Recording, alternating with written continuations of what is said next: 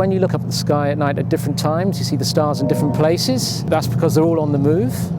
And in fact, it's a little bit like a record, with Polaris being in the middle of the record and the other stars being the dust on the record. I thought this movement of the stars going around celestial North Pole was a little bit like a musical box. And I thought, well, if I drew lines coming out from the center, then every time a star crossed one of my lines, it could make a sound, depending on how bright it was, depending on how far away it was, depending where on the line it hits, depending on how hot it was, depending on what color it was, and so on. And that's what you hear.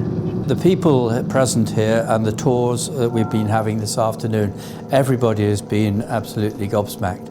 They've found it absolutely an amazing piece. And I'm very pleased with that, because you could imagine people just saying, what's that? It's a funny noise. Isn't a funny noise. It's not a funny noise at all.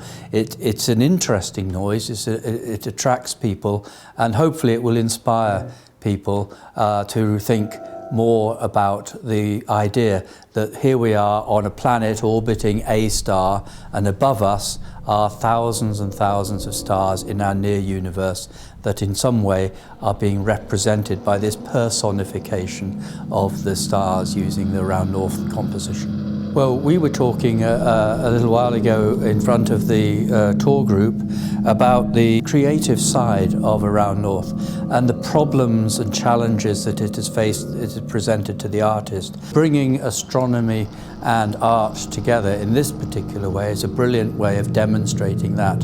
You've got all this information going around you, very, very simple, but it's enough for you to be able to create quite a nice image mind map as you're listening, and appreciate what's above you in a completely different way.